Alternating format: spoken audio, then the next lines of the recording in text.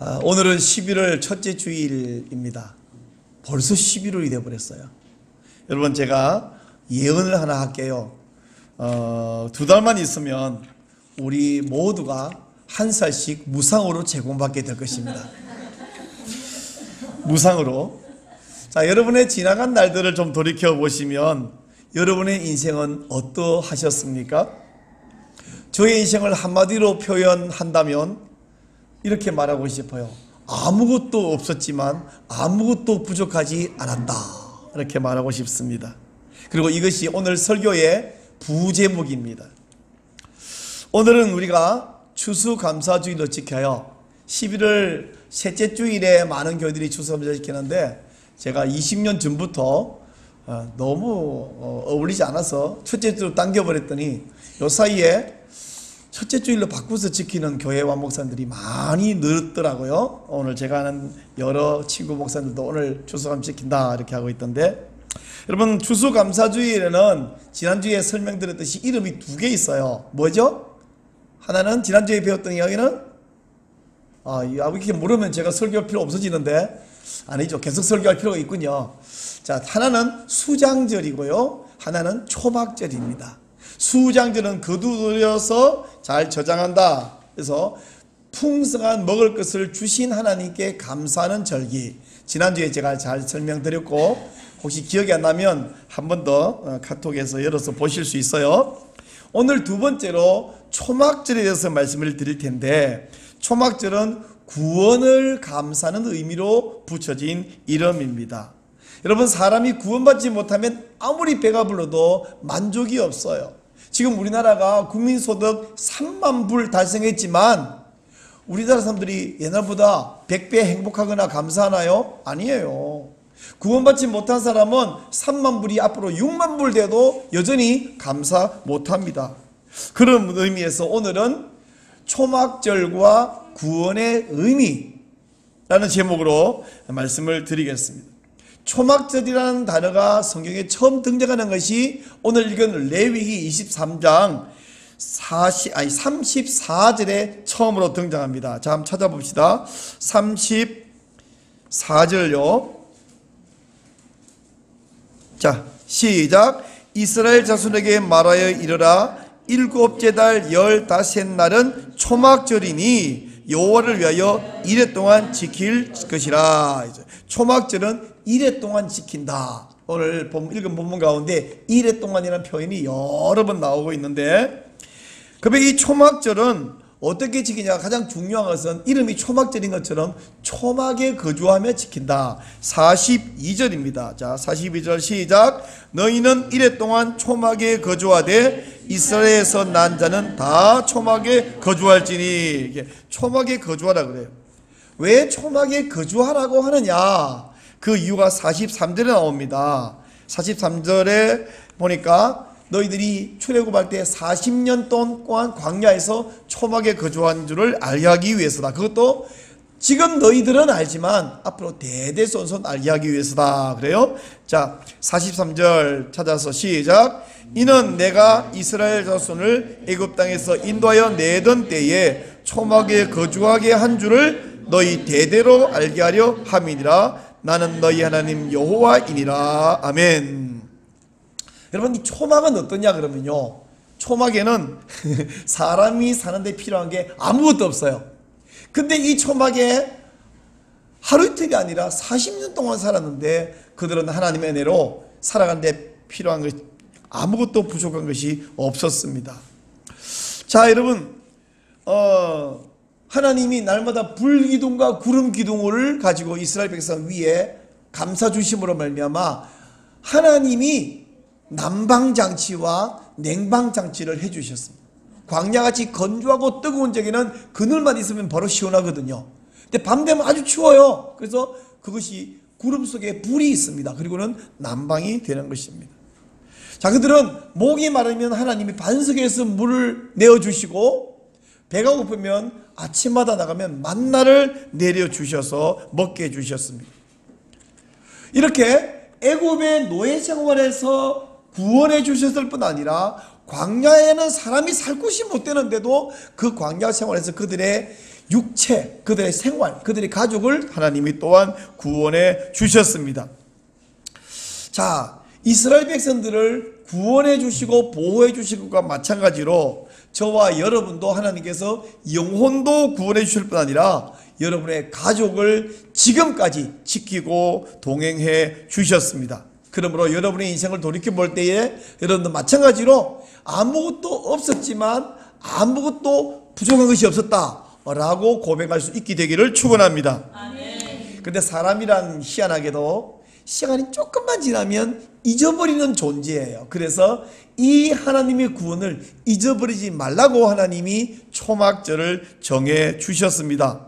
그래서 초막절이 되면 1회 동안 이 초막에 거주해야 되니까 나무 막대기를 땅바닥에다 세우고 그에다가 종려나무 가지, 즉 대추야자 나무 가지를 얼기설기해서 묶어가지고 초막을 짓습니다. 그리고 그 초막에 그들이 거주하면서 거기서 식사하면서 거기서 또 하나님에게 예배드릴 뿐 아니라 성전에 나와서 예배드리게 되는데 그들이 하나님께 나올 때는 4가지 식물을 가지고 나오라 말씀하세요. 4가지 식물은 40절에 나오는데 한번 보십시다. 40절 시작. 첫날에는 너희가 아름다운 나무 실과와 종려나무 가지와 무성화 나무 가지와 신의 버들을 취하여 너희 하나님 여호와 앞에서 1회 동안 즐거워할 것이라. 이들이 가지고 나와야 되는 4가지 아름다운 나무 실과 종려나무 나무 가지 잎이 무성한 나무 가지 신의 버들, 이 4가지는 모두 구원과 관계에 있고요, 하나님이 구원해 주신 광야 생활과 관계에 있고요, 그들이 가나안 땅으로 적과 꾸리는 가나안 땅으로 들어온 것과 관계에 있는 것을 기억하게 만들어 줍니다. 자, 순서대로 하나씩 생각해 보겠는데, 첫째는 종려나무 가지라 그랬습니다. 사실 종려나무하고 대추야자 나무는 똑같지 않아요. 달라요.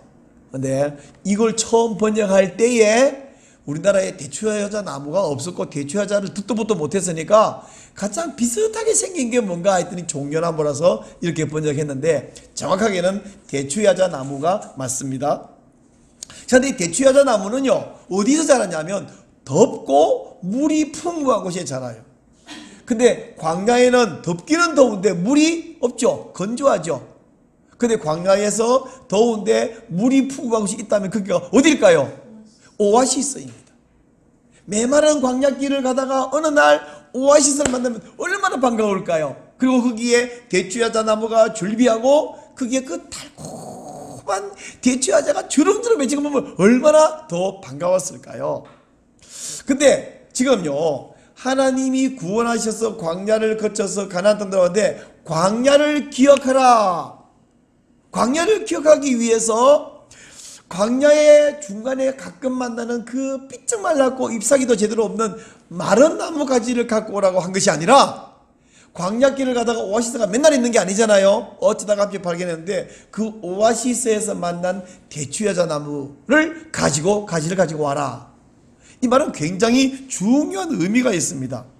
왜냐하면 광야길 갈 때에 메마르고 지겨운 그것을 기억하는 것이 아니라 광야길을 가다가 오아시스가 있었던 그 반가움과 감사함, 그걸 기억하라는 이야기예요. 이 말을 우리에게 적용시키면 여러분의 인생을 살다 보면 어떤 분은 30년 살고 어떤 분은 70년 살고 이렇게 살면서 재밌고 즐겁고 신나는 일이 많아요. 힘들고 한숨 쉬고 막 짜증나고 이런 일이 많아요. 시간으로 치면 사람들은 신나는 즐거운 시간은 좀 짧아요. 근데 더 많은 긴 시간들은 막 힘들고 노동하고 사람하고 부대끼고 아프고. 근데 여러분 인생 돌이켜 생각할 때에 당신 인생은 어떠했습니까? 그럴 때에 어떤 사람은 힘들었고 아팠던 순간들이 생각나요. 어떤 사람은 신나고 즐거운 일이 생각나요. 어떤 것을 생각하는 것이 더 좋겠습니까? 행복한 기억을 떠올려야 내 인생이 살만하지 힘들었고 아팠고 그것만 생각하면 인생 못 살아요. 정신병 걸려버려요. 자, 여러분, 솔로몬이 말하기를 소가 없으면 구유는 깨끗하다 이렇게 말했어요. 그게 끝이 아닙니다. 그러나 소로 말미암아 얻는 유익이 크다 이렇게 말했어요. 자, 소가 있으면 구유가 지저분해져요. 구유만 지저분해지지 않습니다. 막 소 외양간이 똥을 싸놓고 막 더러워집니다. 그래서 소가 없으면 좋겠냐? 소가 있어야죠. 있어도 많아야 됩니다. 소뿐 아니라 양도 많아야 됩니다. 시끄럽고 똥 싸고 냄새나고 양이 많아야 됩니다. 나귀도 있고 낙타도 있어야 됩니다. 우리는 소를 안 기르는데 양도 안 기르는데 좀 실감나는 이야기 해볼까요? 여러분, 집에 자동차가 없으면 유류비도 안 들고 세금도 안 나가고 관리비도 안 나가고 보험료도 안 들고 좋아요? 그래서 자동차 없기를 원합니까? 있어야죠. 자동차도 조그만 자동차 800cc짜리는 세금도 조금밖에 안 들고 기름 조금밖에 안 들어. 그래서 여러분 800cc 차하고 2000cc 차 있으면 여러분은 2000cc 고르겠죠? 기름가 훨씬 많이 들고 세금 훨씬 많이 드는데 그 좋은 차 있어야 됩니다. 있어야 가족들이 편하게 타고 좋습니다. 옷도요, 여러분 이 양복이 고급 양복이 있어. 한 벌에 막 200만 원도 있고 500만 원도 있대. 근데 그런 옷은 얼마나 조심스러워지겠으며 입고 아무데나 던져놓을 수도 없고요. 잘 걸어놔야 되고 그리고 세탁할 때 가가지고 세탁비 더 주고 특수 세탁이에요. 근데 지나가다가 길거리에서 파는 싸구려 옷은 어떻습니까? 휙 던져놔도 되고 걸쳤다가 세탁기에 막 돌려도 되고 아니 세탁기 돌리시면 발로 지근지근 밟아서 빨아도 되고 한 상관없어요. 그런데 여러분은 옷집에 200만원짜리 옷하고 2만원짜리 옷 중에 어떤 거 고르겠어요? 그래도 200만원짜리 골라요. 세탁비 더 들어도. 그렇습니다. 자, 여러분 우리 작년 여름에 우리 교회 수련회 갔었잖아요. 못 가신 분도 계시는데 갈 때에 8월 달 초에 와 얼마나 더웠던지 바닷가에 갔는데 세상에 백사장에 너무 뜨거워서 못 나가고 우리 카페에 그 에어컨 밑에 앉아 있었어요. 아, 막 힘들고 짜증났어요. 더우니까. 그러니까 수련회 가서 덥고 짜증난 것만 기억나는 게 아니에요. 첫날 가자마자 우리 먹었던 막국수 대박이었어요. 얼마나 맛있었는지. 아, 그 동해안 가서 우리 먹었던 회도 맛있었죠. 그 회 먹는 도중에 문어 한 마리 삶았던 것이 그게 진짜 그날 분위기를 살렸어요.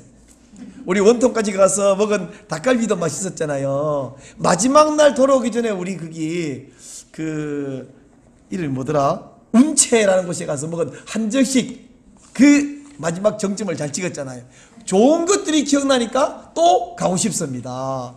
집에 아기를 기르면 어때요? 저는 아기를 3명밖에 못 길러봤는데 아기를 기르면 얘가 똥 싸고 빽빽 울고 밤에 안 자고 또 가끔 아프고 열나고 그리고 조금만 나이 1살 2살 먹으면 고집 부리고 그러니까 집에 애는 기를 게 못 되느냐. 근데 그렇던 애가 보면 걔를 보면 인생의 위안이 돼요. 애가 있으면 밥 달라 옷 달라 용돈 달라 그래서 말은 지독하게 안 들어. 그러니까 애는 하나도 없는 게 제일 행복하냐? 그게 없으면 인생에 무슨 낙이 있습니까? 다 똑같습니다. 그래서 어떤 가정사역 전문가가 이런 말을 하더라고요. 결혼을 하면 수천 가지 괴로움이 따르지만 결혼을 하지 않으면 한 가지 즐거움도 맛볼 수 없다. 이렇게 말을 하는 것입니다. 아담이요 처음 하와 만났을 때 내 뼈 중에 뼈요 살 중에 살이라 이렇게 말해놓고는 죄를 짓고 나더니 하나님이 나한테 주셔갖고 나랑 함께 살게 된 그 여자가 먹으라 그래서 내가 따먹었고 죄 지은 것뿐이에요. 그 여자 때문에 하나님 때문에 이렇게 남 탓sol리고 원망했습니다. 여러분 좋은 부분과 나쁜 부분이 있을 때에 좋은 부분은 싹 덮어버리고 나쁜 부분만 떠올리고 기억하고 그만 말하는 거 그거 우리 죄성의 결과 죄인이라는 증거예요. 그러므로 우리가 구원받은 성도는요 다시 좋은 것과 나쁜 것이 있으면 그 나쁜 것 위에 좋은 것을 기억할 수 있는 능력이 구원받은 우리에게 생겨난 거예요. 여러분 여기 이렇게 과일들이 있습니다만은 이 과일 한 맺히려고 어떡합니까? 봄부터 소쩍새가 그렇게 울었어요. 근데 과일 맺히고 다른 건 잠깐이잖아. 근데 겨울 내내 거름 주고 물 주고 여름에 가꾸고 벌레 잡아주고 농약 뿌려주고 가지 쳐주고 했더니 가을에 과일 열린 겁니다. 잠깐 그 과일 한번 따려고 1년 내내 기다리는 거예요. 그러니까 이놈의 과일 한번 싹 다 잘라버리는 사람이 어디 있어요? 다 더 심고 더 가꾸지. 그렇습니다.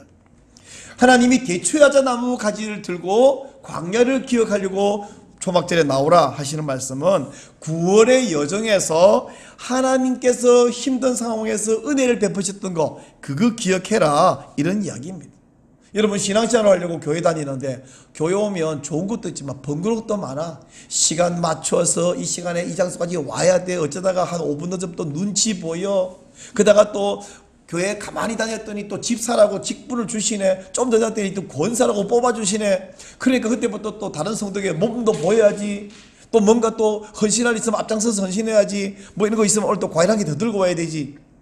목사는요 더 해요. 1시간 전에 와야지. 설교 준비해갖고. 그러니까 여러분 가운데 인간 직분 같은 거 안 받고 맨날 그냥 조용히 뒷구멍에서 살래. 그런 사람 어디 있어요? 직분 안 주면 조금 섭섭해지지. 사람이란 게 그게 정상이죠. 그러가면 예배 시간마다 오면 설교자가 언제나 하는 말이 종합해보면 이겁니다. 겸손하세요. 사랑하세요. 교양 있게 말하세요. 절제하세요. 또 바빠 죽겠는데 매일매일 성경 읽으세요. 기도하세요. 헌신하세요. 봉사하세요. 그거 다 모으면 뭔 잔소리 그렇게 많아? 설교란 것이 종합해보니까 그래요. 그죠? 그래서 이제 뭐 이제 교회 안 올래. 이런 사람 어디 있어요? 그럼에도 불구하고 목사가 하는 말 중에 제 생각이니까 여러분이 제일 순종하기 힘든 건 저길 것 같아. 말도 지독하게 안 듣는 가족 전도하세요. 친구 전도하세요. 이웃 전도하세요. 전도하려는데 말을 듣냐고. 내가 하는 건 내가 하겠는데 남을 전도해서 근데 여러분 그럼에도 불구하고 여러분이 신앙생활하게 된 거, 행복한 교회에 속해 있는 거, 지금 살고 있는 그 가족과 함께 한 가정에서 한 집에서 사는 거, 여러분이 지금 다니는 그 직장에 속해서 일을 할 수 있는 거, 그 모든 것이 감사한 거죠. 그 가운데서 힘들기도 하지만 좋은 기억들을 떠올리기 때문에 우리가 그 일을 기쁘게 해내는 것입니다. 근데 하나님께서 이렇게 지시하고 명령을 잘 순종할 때에 예수님 다시 오시면 우리 모두에게 그 너희 수고를 기억하며 내가 상을 주겠다 약속하셨으니 얼마나 감사한지 모릅니다. 자, 종려나무 가지를 가지고 와라. 너희 삶에서 힘든 것과 어려운 것 있지만 그 가운데 은혜 받은 거, 좋았던 행복한 것을 기억해라. 이것이 종려나무 가지고 와라는 말씀입니다. 두 번째, 신의 버들을 가지고 와라. 신의 버드나무 가지를 가지고 와라. 여러분, 저는 15살 때까지 낙동강 주변에 살았기 때문에 버드나무에 대해서 잘 알아요. 버드나무 어디 사냐면 물이 좀 많은 데 사는 게 아니라 아예 물 바로 100뿌리를 내고 살아요. 심지어요, 홍수가 나가지고 일주일 동안 물속에 푹 잠겨 있어도 얘들은 안 죽어요. 오히려 건조한 곳에 가면 안 자라거나 죽어버립니다. 다시 말하면 버드나무는 이름이 신의 버들이라고 할 정도로 시냇가에 정말 물 옆에 뿌리를 내리고 사는 게 버드나무인데, 버드나무를 가지고 오라는 이야기는 요단강 걷는 것을 기억하여라 하는 이야기입니다. 여러분, 구원의 여정에서 이 요단강을 기억하는 것, 가나안 땅으로 지금 막 들어가야 되는데 광야 40년을 지나왔는데 근데 가나안 땅 입구에 요단강이 그것도 범람하고 홍수가 나서 콸콸 흘러가는 요단강이 그 앞에 막고 있었습니다. 그때 하나님이 기적적인 능력으로 요단을 갈라주시고 그 가운데로 지나게 하셨잖아요. 그것을 기억하라고 해마다 신의 버드나무를 취해서 가지고 초막절에 나오라고 말씀하는 겁니다. 여러분의 인생 여정에도 자주 요단강 같은 사건이 있었죠. 도무지 내 능력으로는 어떻게 못하고 돌파가 안 되는 어려운 일이 있었습니다. 그래서 여러분, 내 인생은 여기까지가 끝인가 보 그랬는데 하나님께서 또 그 위기를 돌파하게 해주시고, 그럴 때 사람을 보내주시고, 생각하지 못했던 아이디어가 떠오르게 해주시고, 고비를 넘어서 여기까지 왔는데 그걸 우연이라고 생각하시면 안 돼요. 그걸 재수가 좋았다 생각하는 것이 아니라 하나님의 은혜인 줄로 해석을 잘 하셔야 돼요. 해석을. 그래서 버드나무를 가지고 와라. 이것을 기억할 때에 하나님이 고비 가운데서 나를 통과하게 해주셨다. 전에 요단강 같은 사건을 겪었다. 두 번 겪고 세 번 겪었다. 그러면 앞으로 요단강 같이 앞이 캄캄하고 딱 막혀버린 사건이 생기면 어떻게 돼요? 똑같은 공식으로 그 문제를 풀면 되잖아요. 예전에 어떤 고등학생이 저한테 그런 말을 했어요. 목사님, 애들이요, 수학 선생님이 시험에 어떤 문제 나온다고 다 가르쳤는데 문제 다 가르쳐 준 다음에 그 문제 숫자만 바꿔가지고 출제를 하니까 애들이 안 배운 문제라 그래요. 아, 미치는 거야. 보세요, 여러분. 3 더하기 5는 8이죠. 그럼 2 더하기 3은 뭐야? 그건 5지. 근데 2 더하기 3은 배운 적이 없다는 거예요. 이러면 진짜 답답하는 거죠. 하나님이 우리에게 문제를 내는 건 똑같은 거예요. 그냥 숫자만 바뀐 거야. 사람만 바뀐 거야. 장소만 바뀐 거. 공식은 똑같아. 똑같이 요단강이에요. 그게 이름이 요단강이든 한강이든 성도들 가운데 숫자 바꿔놓으면 안 배운 문제라고 하는 그런 성도가 있으면 안 됩니다. 그래서 제가 여러분 아주 인상 박히는 말 한마디 할게요. 따라하세요. 따라하세요. 그놈이 그놈이다.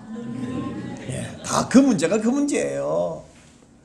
또 한 가지 갖고 오라는 말은 뭐냐면 무성한 나무가지를, 이름도 없이 무성한 나무가지인가요? 이 무성한 나무가지는 어떤 가지냐면 히브리어로 하다사 나무입니다. 무슨 나무라고요? 하다사 나무. 처음 듣죠? 근데 구약성경 에스더서에 나오는 에스더의 이름이 원래 히브리어로 하다사입니다. 하다사. 그럼 에스더는 뭐냐? 에스더는 페르시아 말인데 뜻이 별이라는 뜻입니다. 어떤 가수가 자기 예명을 별이라고 쓰는 사람 있죠.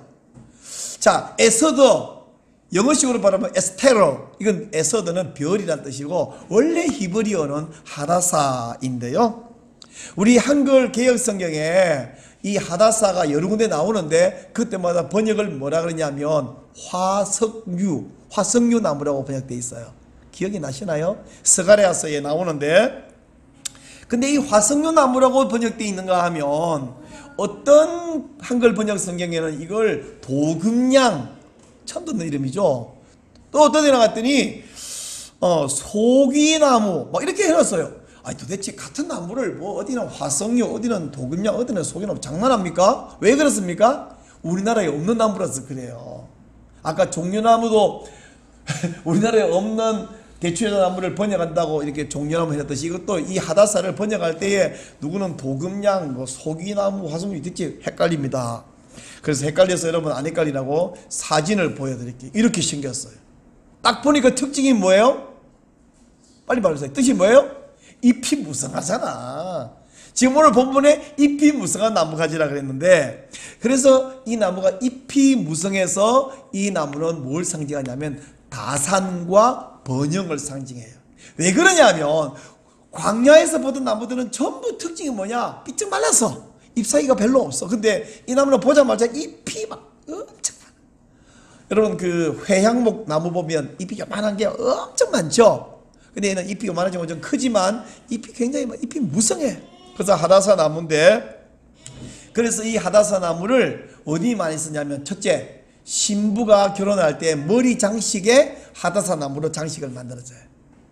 그래서 아이 많이 낳는 것이 고대 시대는 제일 큰 축복이죠. 그런가 하면 이 하다사 나무를 어디 많이 썼냐면 개업 선물하는 화분에 이 나무를 심어서 선물하는 거예요. 크게 번성하라고 많이 사용합니다. 근데 하나님께서 초막절에 이 하다사 나무를 가지고 오라 하는 이유는 뭐냐면, 이제까지 광야에서 살고 힘들었지만 가나안 땅 들어오자마자 딱 인상적으로 만난 나무가 하다사 나무입니다. 이제 가나안 땅 들어온 것을 실감나게 해주고 이제부터 모든 것이 이 하다사 나무처럼 풍성하고 풍요롭게 될 것이다 하는 약속이에요. 우리나라도 여러분 돌이켜보세요. 예수님 믿고 얼마나 복을 많이 받았는가. 지난주도 제가 말씀을 드렸습니다마는 우리나라 5,000년 역사라고 하는데 사실은 삼국시대까지는 뭐 나라가 복잡했고 한반도가 하나의 나라가 된 것은 고려시대, 조선시대잖아요. 근데 조선시대 말기에 보면요 얼마나 이 나라가 피폐하고 비참했는가. 소설가 김훈이 쓴 칼의 노래, 이순신 이야기예요. 보면 조선은 망해도 하나도 이상하지 않은 나라예요. 그런가 하면 그 숭실대학교를 세우신 윌리엄 베어드, 한국 이름으로 배위량 선교사님, 그 선교사님의 부인 애니 베어드, 우리 한국 교육과 특별히 여성 교육에 앞장서셨던 그 애니 베어드 선교사님이 쓴 따라 예수 따라가네 라는 책을 읽어보면 100년 전 조선은 너무 비참했고 특별히 여성들의 삶이란 정말 사람이 아니었어요. 그렇게 비참하게 살았어요. 그러다가 1910년 일본에 합병된 이후에 45년까지 가면서 아주 일본에 짓밟혔죠. 그런가 하면 1950년 북한에 의해서 초토화돼 가지고 이 한반도는 사람이 살 나라가 되겠는가 소망이 없는 그런 나라였어요. 그랬던 나라인데 그전에는 예수님을 잘 몰랐어요. 여러분, 해방될 즈음에 우리나라 인구가 2,500만인데 예수 믿는 사람이 몇 명이냐? 20만 명. 0.8%밖에 안 돼. 1%가 안 됐어요. 근데 이 대한민국 땅에 성령의 바람이 불고 하나님의 은혜를 부으시고 20만 명밖에 안 되는 그 성도들이 성령의 바람이 함께 불면서 전도하고 소망이 없으니까 그저 교회로 모여들고 울며 기도하고 부르짖을 때 교회는 급속도로 부흥했고 대한민국도 급속도로 성장했고 그 초토화됐던 대한민국이 찬란한 대한민국으로 이렇게 바뀌었습니다. 여러분, 이것을 볼 때에 예수 안 믿던 5,000년 역사 가운데 4,900년은 비참했고 이 말기 지금 한 6, 70년 정도 겨우 우리나라가 살겠는데 예수 잘 믿으면 영혼의 구원을 받는 것은 당연한 것이고 이 땅에서도 복을 받고 형통하고 번성하게 될 줄 믿으시기 바랍니다. 그것이 바로 하다사 나무 가지를 가지고 오라 하는 하나님의 의미이고 이유였습니다. 마지막으로 아름다운 나무 실과를 가지고 오라 그랬는데 이 아름다운 나무는 어떤 나무냐면 히브리 말로 에트로그라고 되어 있는데 영어로는 시트론이라고 하는 이름이 귤, 오렌지, 자몽 이런 종류를 다 시트론이라고 부르거든요. 시트론인데요. 사진을 한번 보시죠. 이 열매는 이렇게 보다시피 색깔도 예쁘고 향긋하고 맛은 상큼합니다. 제가 아주 어릴 때 시골에서 처음으로 귤을 만났을 때 그 환상적인 향과 맛, 그때 그 귤 비싼 거를 이렇게 쪼개가지고 한쪽씩 가족들이 이렇게 나눠 먹고 두었다가 또 꺼내가 한 개 까면 또 한쪽씩 나눠 먹고 여러분, 광야에서 보지 못한 이 에트로그, 이것은 바로 아름다운 젖과 꿀이 흐르는 가나안 땅의 상징입니다. 이 열매는 구원받은 삶이 얼마나 아름답고 향긋하고 풍성한 것인가 하는 것을 기억하게 해주는 것입니다. 여러분, 천국에 가면요 생명수 강이 있고 강 좌우에 생명나무가 있는데 이 생명나무는 12가지 열매를 달마다 맺힌다고 말씀하고 있습니다. 한 나무에 하나의 열매가 맺히는 것이 아니라 한 달에 한 번씩 12종류의 열매가 맺힌다. 그 자체도 너무 신기하지만 그 말은 꼭 나무 하나에 12종류의 신기한 열매가 맺힌다는 것이 다가 아니라 그 말의 의미는 천국은 지겨울 새가 없어 끝없이 변화무쌍하면서 우리에게 새로움을 제공해주는, 여러분, 천국이 아무리 좋아도 제가 처음에 롯데월드 가보니까 너무 신나고 멋있는데 이제는 안 가죠. 재미없어서. 천국도 처음 하니까 우와 천국 좋구나 했는데 천국이 그게 한 1년 2년 5년 지나고 나면 아이고 지겨워. 그렇지 않다는 이야기예요. 끝없이 새롭다. 그게 바로 12가지 열매를, 근데 딱 12가지만 있던 게 아니라 계속 열매가 새롭게, 계속 천국이 우리에게 새롭다 하는 이야기를 하는 것입니다. 가나안 땅 들어갔는데 지금 보여주는 이 에트로그 하나만 달랑 있다고 가나안이 멋있냐가 아니라 가나안은 아름답고 향긋하고 풍성한 곳이다 하는 의미입니다. 자, 이렇게 해서 지금 말한 종려나무 가지, 버들나무 가지, 또 풍성한 나무 가지, 그리고 이 아름다운 실과를 갖고 오라 하는데 이 네 가지를 이 사진에 보다시피 이스라엘 백성들은 이렇게 들고 초막절을 지키고 있습니다. 마찬가지로 우리가 추수감사주일이 되었는데 우리에게 풍성한 수확, 풍성한 수입을 주신 것을 감사할 뿐 아니라 우리를 구원해 주신 하나님께 감사하시기 바랍니다. 지옥에서 천국으로 옮겨주신 것도 당연히 감사하고, 이 땅에 사는 동안 신앙생활의 여정에서 하나님이 나에게, 우리의 가족에게 부으신 은혜와 축복에도 감사하시기를 바랍니다. 세상 살다 보면 신나는 일만 있겠어요. 어려운 일도 있고 힘든 일도 있고 또 중간에 즐겁고 행복한 일도 있죠. 그럴 때에 무엇보다 우리는 이 힘든 일 중에서 중간중간 좋은 일 한 번씩 있잖아. 이래서만 감사하는 것이 아니라, 첫째 그걸 기억해야 되지만 천국 가면 어떠냐? 그 힘든 일, 그 어려운 일, 고통이 없다는 사실이에요. 거기는 왜냐하면 죄가 없습니다. 죽음이 없습니다. 질병이 없습니다. 우리 다 교통사고도 없습니다. 거기는 애먹이는 사람, 나를 오해하는 사람, 나를 모함하는 사람도 없습니다. 그 천국이 우리가 구원받은 결과입니다. 이 땅에서 그 천국을 소망하면서 우리를 구원하신 하나님께 감사하면서 오늘 추수감사절에 더욱 주님께 감사하는 우리 성도들 되시기를 축원합니다.